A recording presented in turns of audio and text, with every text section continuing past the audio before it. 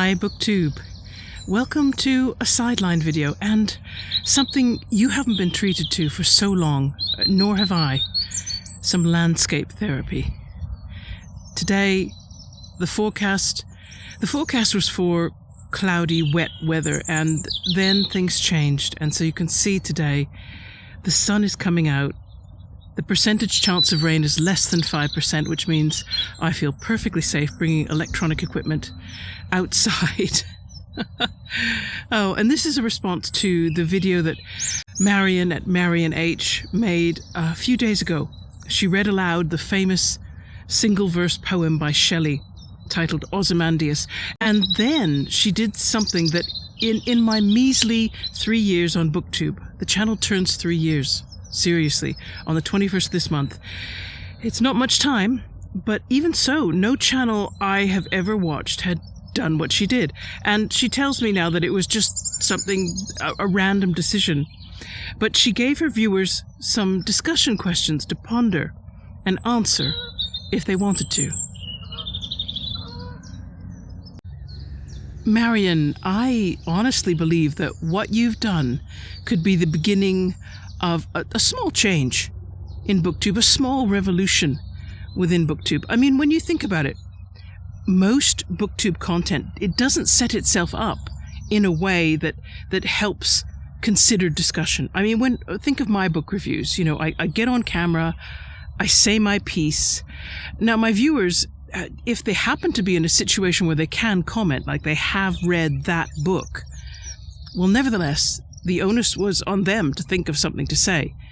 My material would need to be just the right kind of prompt so that they get additional thoughts from my thoughts.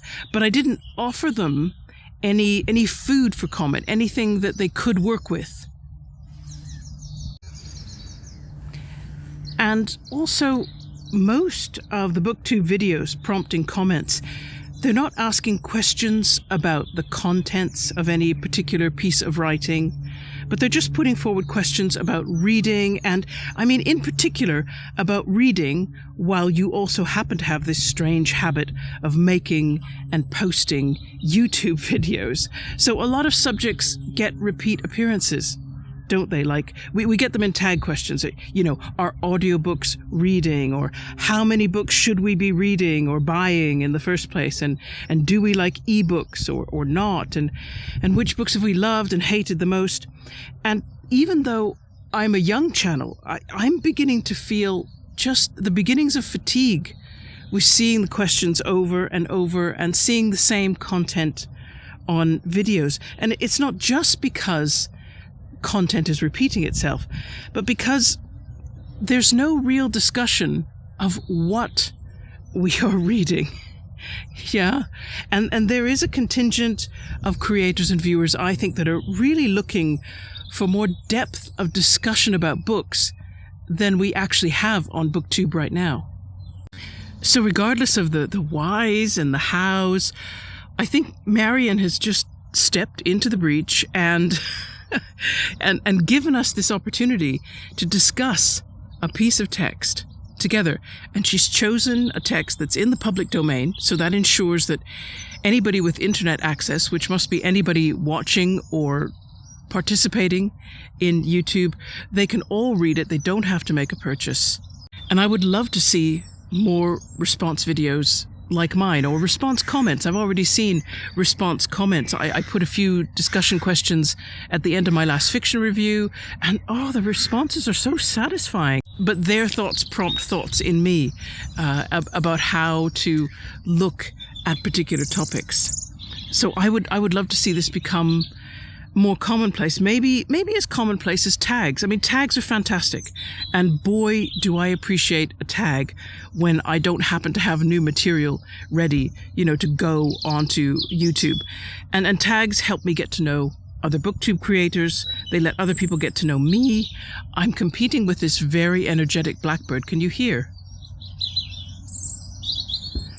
It is that time of year. The person who watches television put out mealworms on the ground this morning, and the birds just went for them like you wouldn't believe. So I can see that there is mating and nesting behavior going on right now, territorial claims and all that stuff.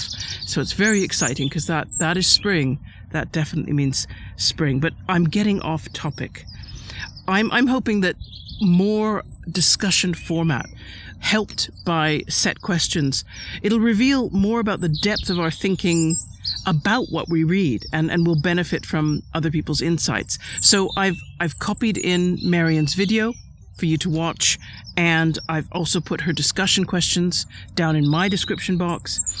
And I feel pretty sure that particularly when I do Middlemarch meditations, that those will be enhanced if I put at least one question in the comment box, which people are free to engage with if they feel that it's the right kind of question for them.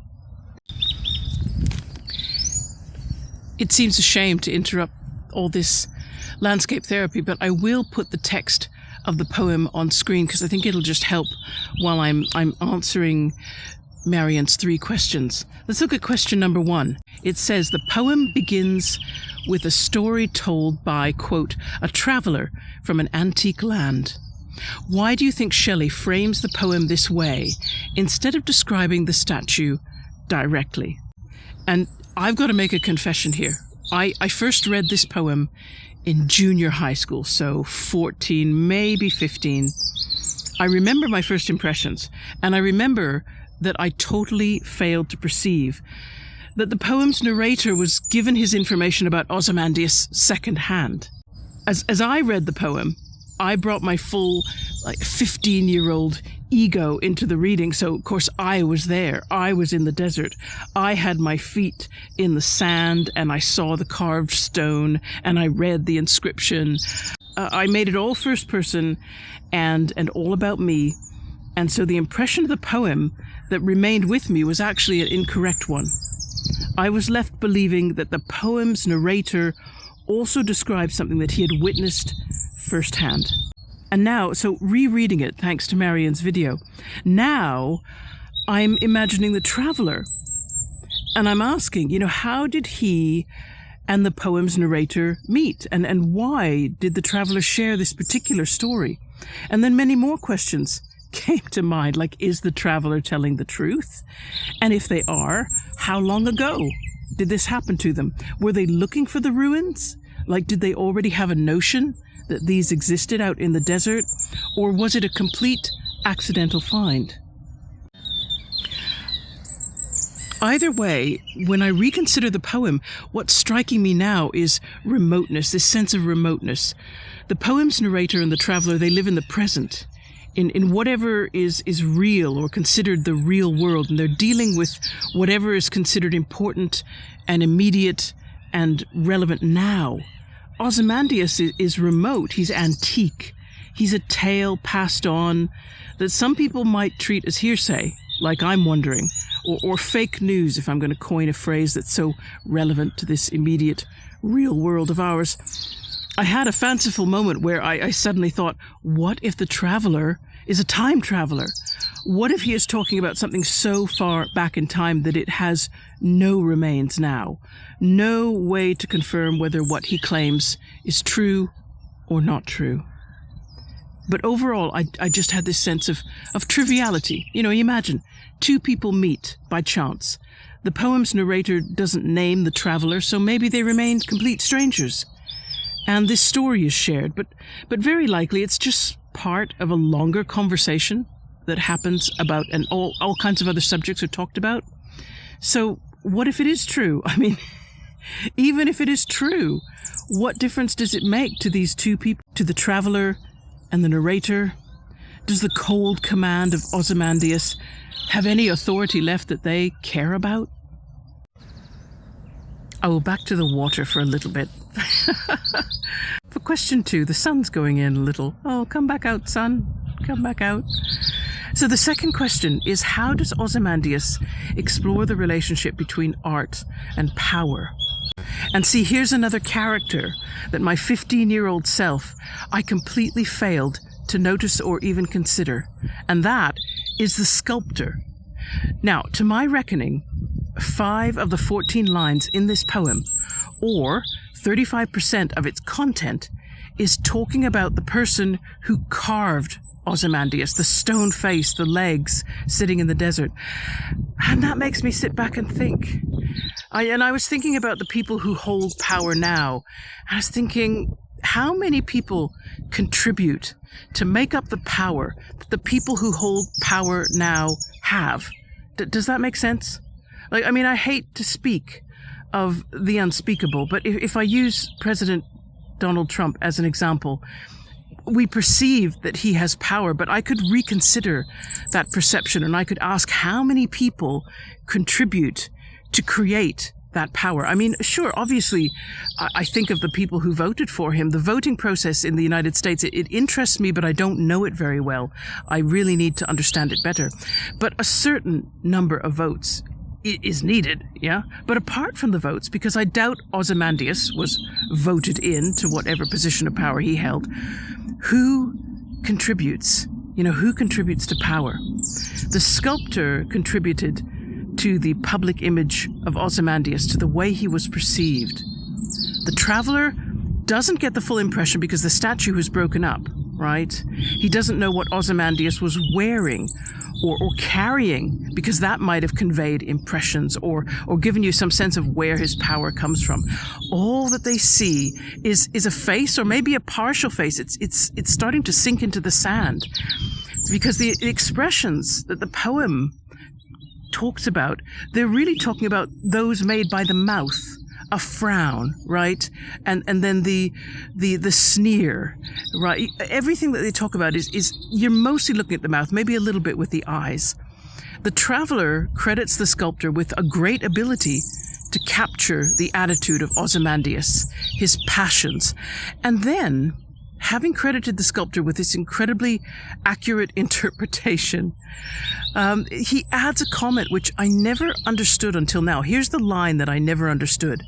And that's the one that reads, "The hand that mocked them and the heart that fed." And I just read over that line, I think when I was 15, and thought, what? Sorry? I thought, is that Ozymandias? What's he talking about? But I think now that the hand and the heart belong to the sculptor. The sculptor's hand, creating this image of cold command, is mocking it. And the hand is fed by the sculptor's heart. That's the source of his real feelings, what he really thinks about this man. And when I realized that, then I sat back and thought again. Because I thought, the traveler suggests that the sculptor, while appearing to carry out the artistic commission that he was given, nevertheless somehow manages to put into his work something perhaps of his true feelings about his leader. Or, of course, we could say, well, the poem's narrator or the traveler injects that. Perhaps the traveler felt that there was mocking there because, of course, the traveler, from his perspective, can mock all he wants. Now he's just looking at a piece of stone. Yeah. But it did make me think about a real artist who lived in the 20th century and managed to do something like this sculptor. I'm thinking of the Russian composer Dmitri Shostakovich. It isn't a good time now to sort of launch into his full life story. But Shostakovich used his music to defy Soviet oppression. He lived at the time that Stalin was ruling. And he produced a work that's still recognized for its ingenuity around the world. And so he did contribute to his artistic reputation, but also, strangely, to the musical reputation of the Soviet Union, even though he was held under constant scrutiny, and he never really was not under threat of imprisonment or worse. He was suspected all the time of undermining the authority of Stalin and Khrushchev. And maybe his life is worth studying as a model for how art can relate to power, how it is possible to use art to subtly speak against power. And last question. In a world of social media and digital footprints, does anything truly disappear the way Ozymandias' empire did? And I've wondered about this a lot, just from a personal point of view, purely. I mean, I have a web presence all over the place. I've got several old blogs, Discord logins, I've got a DeviantArt account, I've got some self-published fiction, and on a different website, self-published fan fiction, and now a YouTube channel. And unless I left someone instructions about all these little nooks and crannies, I don't know that anyone could connect them and attribute all of them to me. I don't know how it could be understood and proved that a single individual produced all of it, but then I'm digitally ignorant as well. There may be an easy way to make all those connections. I mean, I don't even understand how online advertisers know all the websites I visited and then manage to push relevant advertising at me when I'm browsing on another site. But if I was no longer alive, like, what reason would anyone have to make those connections and to reconstruct my tiny, tiny empire? Ozymandias' empire, I mean, one assumes, was at one time visible to any visitor who physically stood at the pedestal reading its words. I mean, maybe the whole of Ozymandias' territory, I used to think of it as kind of Roman Empire-like, but now I wonder if it was more like what the Sumerian kings used to have, just a city or two along the Tigris and Euphrates rivers. And so the pedestal might function like a marker at the entrance to one of those cities. Online, it's trickier to create an experience that's like moving through physical geography and marking spaces. Navigating online, it feels a little bit different. I suppose I know that Amazon, for example, is a significant online presence, because the search engine responses to anything I put in there, they almost always put results from Amazon on top or near the top.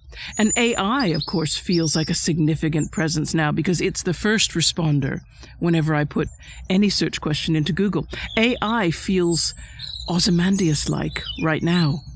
But there are internet phenomena that used to be significant. I kept thinking of things like Yahoo, MySpace, Second Life. I remember when Second Life was such a big thing.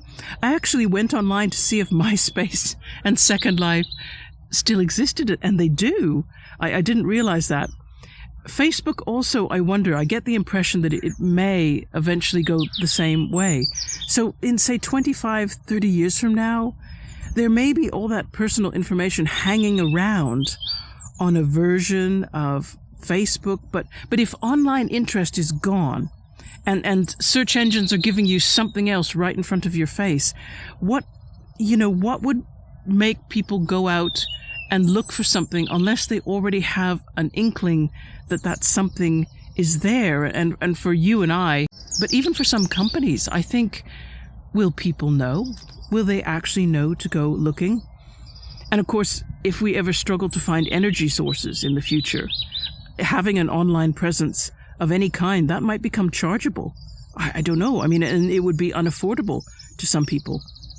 So maybe it's healthy, like for all of us, to meditate on Ozymandias, if only to remember that what seems to be the way things are now could so easily in a decade or two be altered out of all recognition.